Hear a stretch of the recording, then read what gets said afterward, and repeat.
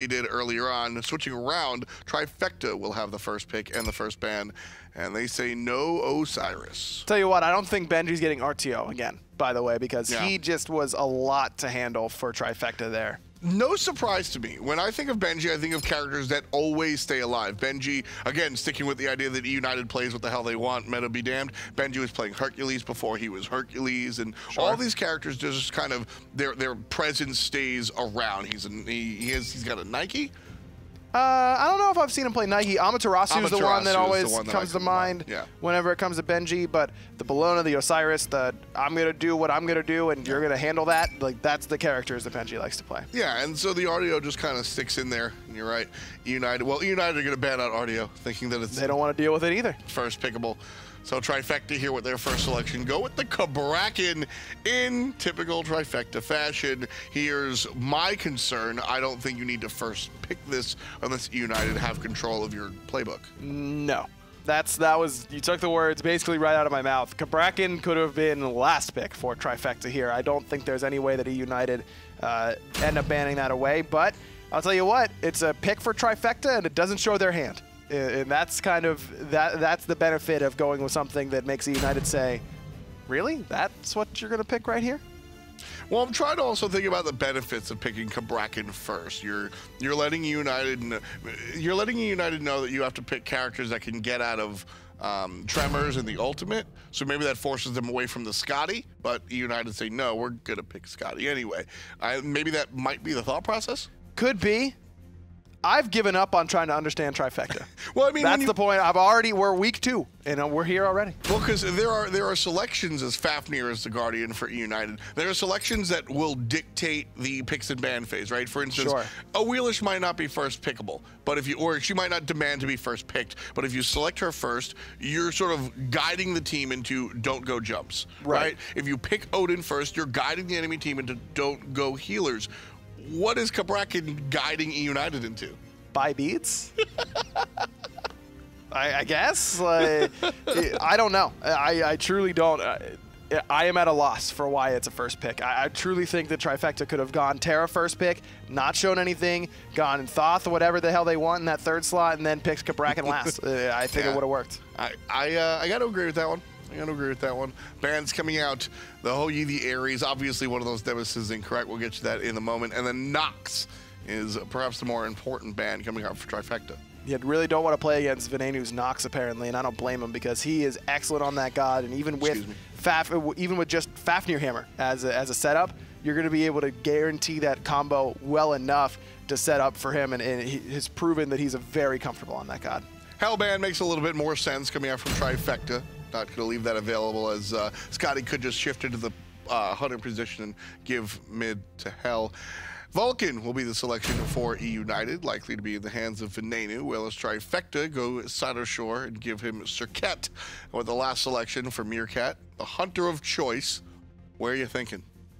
Rom. I'm thinking Rom. I like how you waited for it to show up and then say that. Oh, no, my eyes were closed. I couldn't see, I guessed. Sounds good, Chad. Last pick for United is going to be likely a... Jungler? Solo laner. Could be. I don't know. I think I'm giving Kakulin to Benji right now. Kakulin kind of regarded as one of the stronger picks right now. Actually, Benji, one of the stronger players for United, no doubt. Scream still has Thor, and his Thor was excellent in game number 1. Not the best matchup into Serket because she can interrupt your Berserker's Barrage in a number of ways, but still wouldn't be an awful pick here because you can block off the Terra, the Thoth, the Cabrakan. Thanatos. No. Scream is a nice Thanatos. He does have a nice Thanatos. Does have it's going to be the Wheelish. There Interesting. It is. And sorry folks, this just in. Cabrakan is not the selection first overall for TFECT. It will be Camazotz. So that makes more sense. Makes a little bit more sense. TFECT with the solo lane Camazotz. A lot of sustain on this character, something that Kiki loves to play, and absolutely first pickable. Yes. So with that in mind, we take to the battlefield for game number 2, United versus TFECT. Game 2, TFECT trying to bounce back from that Game 1. A little bit disappointing there, but I like this draft already from TFECT. This is gods that everyone is comfortable on. Sinosure, we were talking about his kind of debut into the PC Pro League. How big was his god pool? Serket was the god that they were picking for him. It was Serket, not John. Right away. Yeah. And he was dominant from the get-go. Love this pick for Sinosure. Does it shut down any particular healing on a United? No, I don't care. It's just a good god that can really get the ball rolling in the early game. And I feel the exact same way about Scream on the Awilish. Yeah. Awilish, in my mind, probably the most underrated character in the game right now. Well, no, everyone always underrates Nike because for some reason. Awilish is right there in terms of gods that can make an insane impact in the early, mid, late, doesn't matter. Awilish is really good. It doesn't matter if she's pulling in the knockups. You don't need a million knockups on your team, or the enemy team doesn't have to have 5 jumps. Awilish is going to be able to get the job done regardless. And also, Awilish's ability to take care of towers by using that ultimate for its secondary effect, attack speed, and power is incredible. And early game, she does everything. She's so devastating in the early game. If you get Feather Stepped at level 1 or level 2, you're basically dead. Mifflin, the jungler for Obey Alliance on the console scene, once told me that Feather Step is actually an execute from levels 1 to 3. I would believe that, because that half second is all you need to pile a couple extra basics into the character. Don't forget, she's got extended range. You don't have boots yet. You're gonna get dead. I really like this selection for Scream. They're gonna get dead? Yeah, you get dead. DED. Oh, okay. I was thinking DEAD, but that'd be different. I don't know what you're talking about there, Chad. Having some issues? Nope. All right. Everything's fine. Just checking. Kiki making sure to get that blue buff, very important for him. And you know, you mentioned the Serket with respect to the healing. I've never even thought, there's the knockup, and the Feather Step executed. That's the first blood for E United. Awilish is so much fun to watch, so dynamic, so many little things you can do with this kit. From? Well, I mean, the Mayan Pantheon? I don't know. What do you want me to answer there, Tom? I mean, she jumped out of the jungle. It was fun. She came from nowhere. Oh, okay. That's where I was going. I thought you meant literally. What is the origin story? You know what? Like a 3-season spread on Netflix? That's not what I'm saying. Mayan lore, not my strongest suit. Oh, it's mine. Oh, really? Where did Awilish come from? Well, you see, it all started. You messed up. Is my mic back? Okay, we're good. Wow. The old F.origin story play. I see you. But for real, I mean, that's one of the nice things about this character is she just comes out of nowhere. Her ability to jump out with the cat, Panda Cat, in trouble. And he's going to use the shell to save his life. Nice play by Polar Bear Mike. But rotation one more time. Same exact MO. There's the Feather Step, and now Meerkat has to use the Purification Beads. Aurora gets left behind. Love Scream going for the second auto. Don't always need it, but in that sense, you spread out that damage, the extra damage on the Feather Step, but it also means that Aurora's getting hit by that damage as well because he's grouped up with Meerkat. Scream already 2-0. And the Suku makes her highly mobile, able to go over there in that duo lane and say what up. And again, early game, 2-0 in just as many minutes. That's what you have to expect out of this character. Really nice jump there by Kiki. Probably would have been a kill for Benji. Might be a kill for Panda Cat on this left-hand side. Caldier is going for it, but Meerkat's auto takes care of it. Caldier just got soloed by Meerkat. You were waiting for that for so long. I wasn't confident we were going to get a real one, so I had to take it when I saw it. Oh, man. Rough stuff for the substitute. As long as you know what would really do it for me, for you longtime Smite fans out there. I'd love to see somebody in that duo lane just build a mystical mail. Meerkat, he has always hated this item. Yep. And I would just you know what? Panda Cat's the one to do it. Panda Cat would just be like, hey man, I'm just trying to clear the wave. Second item, mystical mail. Nearly throw the game for it. Panda Cat just tilts off the face of the planet in a heartbeat. Oh man, that would be a lot of fun. That'd be really funny. Polar Bear Mike could do it. He could, sure. And honestly, Benji might in this game. I mean, Gladiator Shield. Meerkat's playing against a character that has mystical mail built into the kit. You're right. That's even better. Then he could build another mystical mail. And double mysticals, just pulsating damage while Meerkat just like walks away. Just sighing. This is my life now. Oh man, it's good to see Meerkat come back. One of the more celebrated dudes in the scene, just always around. Played on some of the early original teams way back when, before the SPL was a thing. It's fun to watch that. Was Meerkat on the squad with Aurora going way back when to Chunks? Is the question I'm asking myself right now. He might have been. I feel like all those players that play weird stuff and have like fringe god pools all played on Fat Chunks at one point. Cyclone Spin, Grishank. Yeah, exactly. Like that was weird god pools the team, basically. And Horrorwind. Maybe was Meerkat at some point. Meerkat was part of the original Ran gang. There you go. That's where he got a lot of his recognition. Yeah, fun stuff over there in Soul Lane for Meerkat. And again, that's probably where he got his hate of Mystical Male. Probably. But early on, United starting this one with 2 kills. Scream not really doing much with it, however. Since then, Cynoshore been able to farm and just catch up with him. Level 7, no big deal. Look at the XP per minute right behind him. Cynoshore is right there with Scream thus far. So it's just a matter of, with that extra gold that Scream had from the first blood bounty, can he try and make a play by finishing off his first item a little bit faster than Cynoshore can, try and make an impact. He's gone for the Talaria boots, really trying to take advantage of how quickly he'll be able to rotate on Suku. And I don't mind this. You're going to be doing a lot of damage with Feather Step anyways. Do you lose some of that 100-0 potential? Yes, but with itemization, you can kind of make up for that lost DPS. Hydra's Lament, an excellent item onto a Willish, because pretty easy to weave auto attacks in between her abilities. That can make up for the DPS loss of Hydra's, or of Warrior Tabai.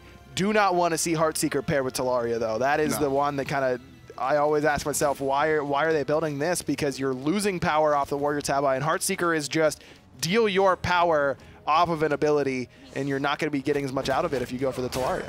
I like the choice by TFECT to go ahead and zone out Panda Cat on the left side. But, you know, it's interesting as United trying to punish these guys, 2 players in the wings. Polo Mike shows his face, and, well, Scream will back to base. Willish does so well with power. I mean, her passive gives her extra power when she jumps in and surprises everybody. You know, the Talaria boots kind of, you lose a little bit of that. A little bit, but you're accentuating another one of her strengths, which is how quickly she can rotate between lanes. You're also keeping your gold income up, so you're going to be able to use a little bit more. What you might lose in terms of that, maybe you get your item a little bit quicker, and then you can get that extra power from that and make an impact in the team fight instead. I think it makes sense here for Scream. I know guys like Captain Twig are really into building these boots on junglers, even basically all junglers. I think it makes more sense on the Awilish than it does on most other assassins. And like you said, it does take away your 100-0 potential, and even I was touching on the damage output, but at a high level, 100-0 is not ever, is not really required. Rarely, if ever, because it's such a team game.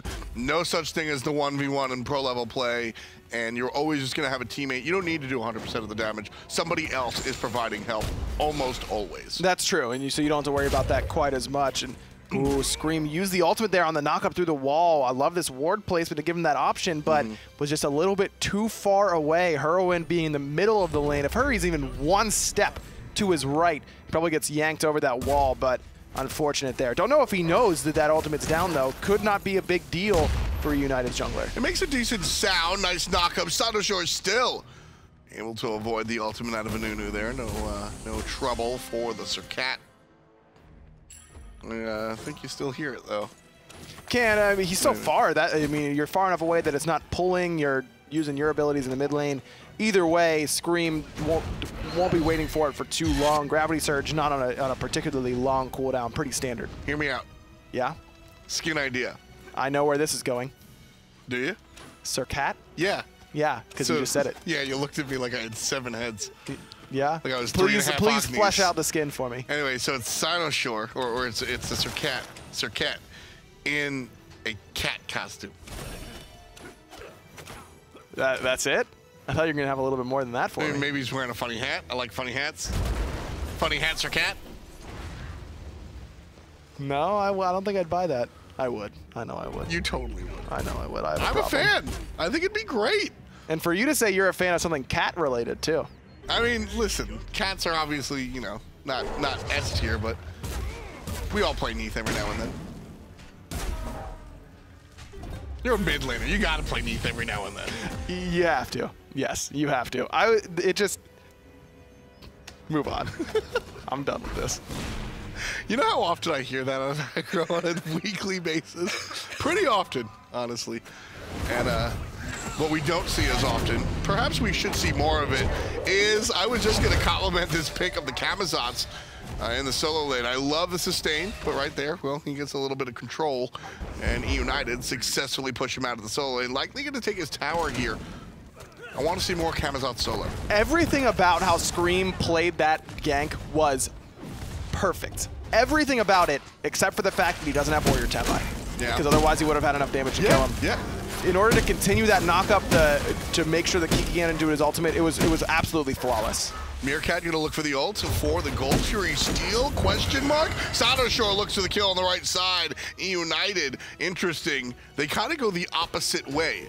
Usually Smite 101, Benji in trouble under the tower, Roar trying to handle it himself. Herwin shows up, evens things up 2-2. And now with this speed buff invade as well, that actually ends up being in Trifecta's favor, even with United getting that Gold Fury. Because United didn't get the tier 1 tower, they lose 2 kills and a buff. Could be the Portal Demon as well. Now the tables have turned. Last game, Trifecta got a Gold Fury and it didn't really matter. Now it's United's turn to be on the bottom side of that. Venenu surrounded, tosses up the ultimate, still deals damage to a slew of players. But Sanoshore right here and waiting. Herwin cleans up what everybody else had begun. Portal Demon goes the way of Trifecta as well.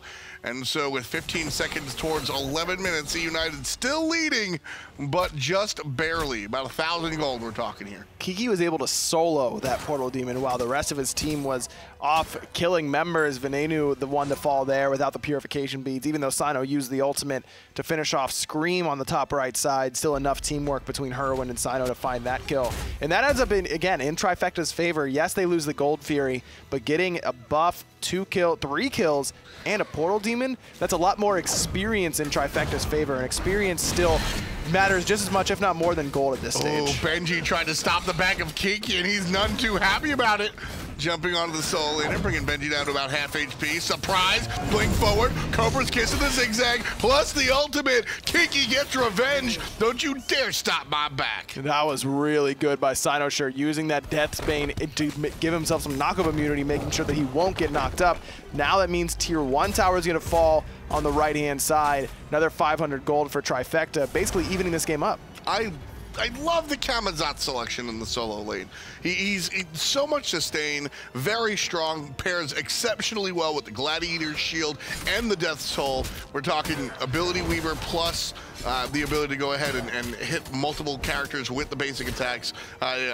Kiki was one of the first, if not the first, to bring him out. And then since then, we've seen a couple of solo laners dabble, but I guess doesn't bring that frontline presence the way a traditional warrior does. But you can kind of build him as a frontline presence and really rely on the base damage to do the majority of your work for you, and that seems to be the route that Kiki is taking here. Probably going to be a Hide of the Urchin next item, try and get that up and running before the big team fights start breaking out, so you can utilize that passive if your team is to get any kills. Nether Thorns though for him, and I'm a little bit worried about his how squishy he could be if pulled into the entirety of the enemy team.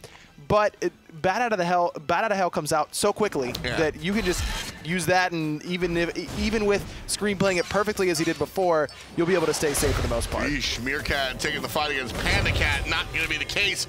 The feline meets his demise as Screen shows up and hits him with a Feather Step. Another kill for the Awelish Jungle, 3-1-0. Yeah, really well timed there, waiting out that Aegis on the right-hand side. Kiki's looking for Benji with Sinoshore's help. And again, the ultimate comes out from Sino. One auto attack should guarantee it. He's dead.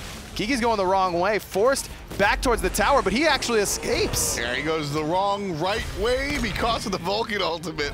All looks good here. Now Sinoshore trying to deal with Venenu, who shows up with the Aegis a little bit late. Herwin a little bit to the right, and United a little bit okay, but that tower on the left side, a little bit dead. Scream using that ultimate, as you mentioned, he gets so much attack speed and power from it. Panic Cat going to use an ultimate of his own just to tank up that tower. So tier 2 falls on the left. On the right-hand side, Herwin went for the blind shot underneath that tower. He's got no vision of where Venenu is whenever he fires off that final judgment.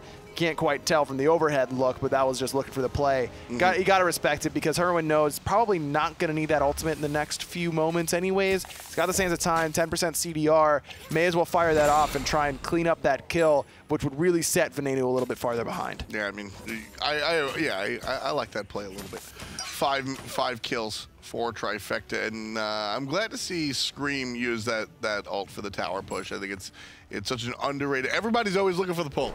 Look for the hot pull. But the ability to just, it's so much power and attack speed. Something like 40 attack speed and I think almost 50 or 60 power. Just give it to you. It's enough. It's enough to get the job done. Awilish not really in the conversation among gods that can burn objectives, towers, Gold Furies, Fire Giants even.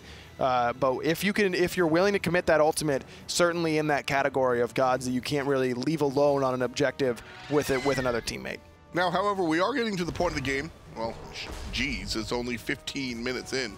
As the game gets later and later, Awilish becomes more and more of an issue to herself. Right now at level 14, this is sort of the beginning of the end, because that half second that you get immunity frames, but you put yourself in trouble with the feather step. Hold that thought. Right now, he's the one causing the trouble. Herwin able to get out of there thanks to a nice relic usage, but Scream just waits a second and takes down Herwin. Snipes coming through from Meerkat. Kiki gonna finish off Panic Cat all by himself as Sino goes around the backside, waiting for PBM to jump over the wall, and he's ready for him, but a full health Veneno accompanying Polar Bear Mike means that Sino doesn't feel too comfortable continuing this push. Benji's continuing to push on the right-hand side, and that's exactly where Scream is as well. Again, just Scream doesn't have the ultimate this time since he used it in the battle, but was able to slowly tick down this tower. He went the Heartseeker. You don't like to see that one, but the power and penetration coming out from Brawlers, was it 40-15? Still a nice addition to be able to tick down the towers, but he does go that Heartseeker. Well, that's Scream for you. His builds always, even his own teammates like to give him some ribbing for his builds at times. And by now, the Heartseeker's fine because you have some additional power to augment it. You're getting enough out of that item. It's just that building in that second item slot, even losing that 20 power, well, in addition to the scaling that you're losing off of it, can end up hurting you in the long run, and we saw that on the right-hand side where Kiki survives with 1 HP because of the build thus far. But by this point, Heartseeker's the right pickup. You've got plenty of power between the Brawler's Beatstick and working on the Titan's Bane as well, and he's going to be able to put it to good use. Even with the build, are you concerned about the Awilish moving into the late game? It does become more difficult to do what you want to do as Awilish, which is take those fights and turn them into your favor quickly when someone tries to jump away. But Awilish becomes a very potent 1v1 character in the late game. You pop that ultimate for the attack speed and the power, and you just box a hunter. I mean, you really can outbox hunters because of the fact that you've got that immunity as well. Another great knock-up over the wall. Sino with the quick beads this time gets him out of danger, but Scream forces it out with a beautiful play. Yeah, very important that Sino Shore doesn't get picked off there. Scream the only one with the ultimate down on his side. Aurora uses the Terra's Blessing a little bit earlier now.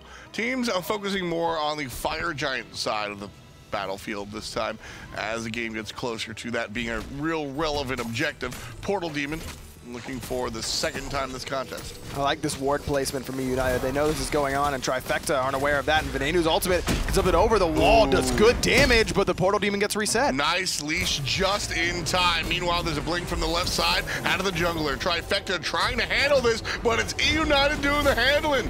Benji takes down Meerkat on the far side. Meanwhile, Kiki trying to deal with everybody else. And Trifecta, they're on the run as United hit the gas. And this is where that tower being down really hurts Trifecta. They have to run all the way to the Phoenix. Benji gets stunned underneath that Phoenix, but still tanky enough to be able to handle it for the moment. Quick kill for United, and they immediately turn back towards the Portal Demon. I'm so excited because we always talk about opening the map up and map presence, and the tower deaths are so much more than just the gold, and that, like you said, that's the proof of the pudding. I mean, that is the map presence that United earned by basically doing their homework and just sort of just chipping down these towers one by one by one. And it ends up not really paying off in kills, but you force Trifecta so far back that there's no one even close to contest that Portal Demon. I'm about 5K now. United has really played well around Scream, who for me has really been running this game. I mean, he's got 4 of United's 5 kills, and he's assisted on the other one. Everywhere that action has happened, it's been Scream, whether or not it's kills or the pushes. Remember, Panda Cat, he goes over and joins Sim. They get both towers in left. He comes over to the right side after getting a kill in mid and helps Benji get the tier 2. Everything United has done is revolved around this Awilish in the jungle. You mentioned in game number 1, Trifecta never really had a moment where they were the aggressor, right? And that's because the Thor set the pace of the game. He was very early and often dipping into players' lanes, dipping into the team fights, and making sure that everything was on United's terms. That's exactly what Scream did. 2 minutes and 45 seconds, he has 2 kills already, and he hasn't really stopped any of that. He is setting the pace of the game. He's making Trifecta play United's game instead of vice versa, and that's why, despite being down kills, United find themselves up gold and experience. And Scream gets to stay relevant as that assassin character as long as people are running away from him. Awilish really starts to become difficult to play whenever teams are running at you. They lose that fear. They're able to be the aggressors themselves. As long as your team's being aggressive, their backs are going to be turned, and that's exactly where Awilish wants you, because then that Moonlit Charge is going to knock you up, set up for the Gravity Surge. That's the entire design of this character. If you're running at Awilish, it's a lot easier to handle her, but in this situation, Trifecta can't really afford to do that. They have to be the ones retreating. You know, you complimented the ward placement earlier from United, and I gotta say, I continue to like that. The 2 wards on top of each other, sure, that's whatever. But all of this offensive warding, and I credit that to Polar Bear Mike. Polar Bear Mike really looks at the map really deeply and intrinsically and finds a lot of these not so normal placements, and I think that's a big part of why United are able to make some of the calls that they do. And it works out in their favor, especially when you got a gold lead. Those wards become so much more impactful because chances are your enemy is not buying as many wards because they feel like they need to save for power items. So instead, you just get complete map dominance in terms of vision, and that's exactly what's happened on the right side. Even on the left with these oracles, don't have to pay any gold. You actually get gold for taking them, and you get the vision. 50 gold. One time I was casting, well, before that was included in the game, and it was like the first meeting, it was like the first time I'd ever known about the patch before it was deployed. And I specifically remember as Cold Fury is being taken for free by United. Everyone might fire a shot when it's far too late, and that's that. I remember specifically, I was casting and, you know, yeah, he's going to get 50 gold for that one. My co-commentator froze and then went, okay, and then just moved on really really unsmooth, and it was terribly hilarious. And I was called out on Reddit, and I thought I was going to never show up again. But here you are, watching a United take another free Fire Giant from Trifecta. No one in the neighborhood. Okay. And this is where the ward dominance comes in. Trifecta know they can't walk into this jungle at all without a United knowing exactly where they are. Now, I spoke over the Gold Fury because I didn't really think it was that big of a deal, but you cannot let that Fire Giant go if you're Trifecta. There's got to be a way in there, Ryan. I mean, look at the ward vision. Bottom right, bottom left, everywhere. Maybe Trifecta should be pushing on the left side of the map. Me too. Me too, Cameron. Me too. Giving them some global gold, but I don't know. You got to be able to walk it. You have to at least contest. You have to send somebody in there.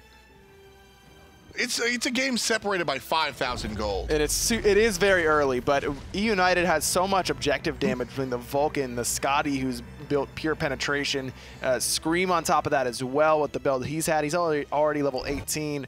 It's just difficult for Trifecta to be able to show their face. He's tough! Send him up the lane and shove it through the walls. I don't know, man. Down 5,000 gold? But look at how many towers they're missing. That's the big thing, is that you can't, if you had a tier 2 tower there, Trifecta almost certainly goes in. That's the best point I've heard this conversation, and I'm still not sold that Trifecta couldn't at least give it a shot. If Herwind, or anybody, not blaming an individual, if anyone jumps up there and dies 5v1, I'm less irritated than watching the Fire Giant go for free. Well, now it's Trifecta's job to try and defend against this Fire Giant. Good news if you're rooting for Trifecta is that United doesn't have a lot of gold left to strip from this map. I mean, they only have one tier 2 tower left to take down, whereas if Trifecta starts winning some team fights, they've got a lot of towers that can recoup that gold very quickly. Kiki gets knocked up. A little bit of damage taken there, but no big deal. He's Camazotz. He'll be able to heal it up. So poking the Camazotz not exactly a recipe for success. E-United, however, not grouped up, and I like that call. And I like this no Height of the Urchin here for Heroin. They are going to need him to do big burst damage. Being behind, that's the best way to get it back into the game quickly, and he's going to be better equipped to do that by going for pure offense. I also like what Venenu's doing after this Height of the Urchin, going for what's probably going to be a Stone of Fall, making sure that Heroin can't do that one-shot. Benji hassling the back line, allowing his team to pick up the Tier 2 tower. No problems here in the middle lane. And as that Tier 2 tower crumbles like cookies, it's the last tower available. Shout out to Rain Day for the crumbles like cookies. I like that line. I like it too. It's a fun one. Pretty solid. And like I said, there isn't a lot left on the map for United to take. This 10,000 gold lead is about as bad as it's going to get. Yeah. Usually it starts at 8K and then they've got 3 Tier 2 towers to take down, and all of a sudden you're down 1 million. 10,000's a lot, don't get me wrong, but Trifecta don't have much left to lose outside of these Phoenixes. The experience difference in games like this is usually worse than the gold difference. Not the case here. Only 7,500 instead of the 9,700 in the gold department. So Trifecta have the ability to try and fight into this if they group and if they work well as a unit. Right now, E-United certainly looking nice as a unit. Well-oiled machine. Trifecta, well, a little bit bumpy ride. 5-6, E-United own less of those kills than Trifecta, but the gold lead certainly telling a different tale. Here, pushing up on the right-hand side will be E-United, looking for that Phoenix. They're the ones just pushing in there. No real fancy start. Ultimate out of Heroin, bringing the support down to about half HP, but unconcerned, undeterred as E-United, still Phoenix alive. Not the ultimate the Trifecta was looking for there. It's got to hit onto a squishy target. That stun is onto a squishy target. It's Venenu forced into the Purification beats. Kiki never even gets his ultimate off, though. Scream finds Meerkat as well. Venenu on the back end, trying to shove that ultimate. And it's a roar that narrowly avoids the death from Scream. Right side, nice Phoenix down. Scream with the juke boots. And he's able to avoid one hit, which likely would have been a terminal. Now players blinking forward, looking for the Titan this early. I don't know about that one. Benji looking for the ultimate, can't find her Sinoshirt all the way into his fountain. That Titan's still pretty healthy. Scream gets stunned, he's gonna fall. PBM trying to protect his squad. Ven gets stunned out as well. 3 members of Trifecta still trying to continue this push. Yeah, Venenu's safe and sound, and E-United look like they're finally on the retreat here. But Aurora, Sino, look at his pathing. Nice pathing from the assassin. They're still on the chase. But he did get spotted out by a ward, so all of E-United know he's here. Sinoshirt does have that ultimate available, but I believe he's already consumed the blink. So if he can get into the thick of things, might be able to make it happen for Trifecta. But I doubt E-United is going to let him do that. Yeah, the blink on cooldown still. Ooh, nice jump. I like how he thought about that for a second. Didn't want to jump right into the clutches of the enemy. Waited for Aurora to show up and say, no, you can go over the wall. Team communication. United going for the end there, I agree with you. Not the call. You got to just go for that mid-Phoenix in that scenario. Try and knock it down. Now Trifecta has a window of opportunity. They've got that 4v5 advantage, and they're looking for Fire Giant. I like this play a lot from Trifecta. Got to just grab the bull by the horns and take him out. This is going to be 25% of the objective. Meerkat not peeling. Nice full commit, but Benji's dealing with a roar. Meanwhile, Fire Giant going to be taken by Trifecta. The full commit from the Hunter pays off, but Sino and Aurora are already dead. Kiki could be next. He's pretty tanky. Kiki's got to survive here if Trifecta want to turn this game around. He does have the ultimate, so now he's going to be able to get out. This time, able to use it before he falls. If E-United only get 1 Phoenix here, I think it's still okay for Trifecta. If they lose both, it's in a bad spot, but it looks like United doesn't even want to continue the push because they've only got 4 members. They lost Venenu towards the back end of that fight, and PandaCat, the one who's really important for this push, is pretty low on HP just at the beginning. So instead, they're going to pick up this Gold Fury, try and get their lead a little bit higher. So I think what was going down in the minds of E-United, right? I think what wound up happening was the mindset was, let's get the Phoenix and let's push into the Titan room. And if we don't get the kill, we'll fall back and get the Fire Giant and push one more time, because that was the timing for the Fire Giant seemed to be flawless. Sure. But I don't think E-United intended on getting hit as hard as they did, and Trifecta taking the Fire Giant instead of them. I agree with what you said initially, though, in that Trifecta, that was the best possible option was to pull Fire there. You're on the back foot. You've lost every single tower. One of your Phoenixes is down. You're down 10,000 gold. And this is probably the best opportunity you have to take a fight outside of your own base. You got to go for that in that scenario. If Trifecta lose Fire Giant and 3 members there, then they lose the game, and that's probably what was going to happen to them anyways. That's the key. Now they have a fighting chance. Heroin might have enough damage now to one-shot someone like Panda Cat or Venenu, where he might not have had it before. Got the Rod of Tahuti, has a Fire Giant buff, working on an Obsidian Shard. This is the best possible option for Trifecta to find this win. Heroin certainly a big part of what makes Trifecta. This team a lot of fun to watch, but so far, no W's for them in week number 2. Such a tight game. You know, this game is obviously blown out by, as far as gold is concerned, over 10K, and 10K is usually my oh no timer. But the kills, so close, and the game has felt rather close. Although I think United has had the upper hand a little bit. Trifecta always feel like they're 1.5 to 2 steps away.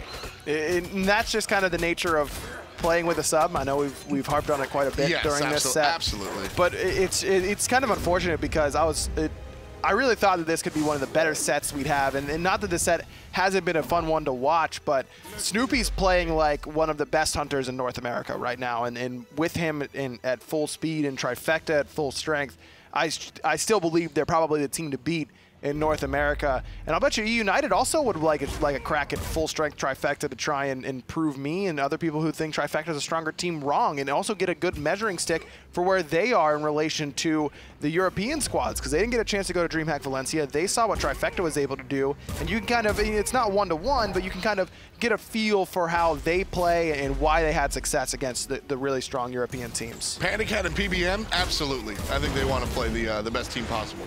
Benji and Scream, I think they'll take the win. Either way, I think both sides of the squad are very happy that they're in the driver's seat right now. Right side Phoenix, there's the snatch, and there's the grab. Panda Cat with number 10 for E United. Right side Phoenix barely alive, but they're not even aiming at the bird. They're looking at Trifecta. Right side Phoenix does go down. And now, instead of just pushing in, they're looking for the mid lane.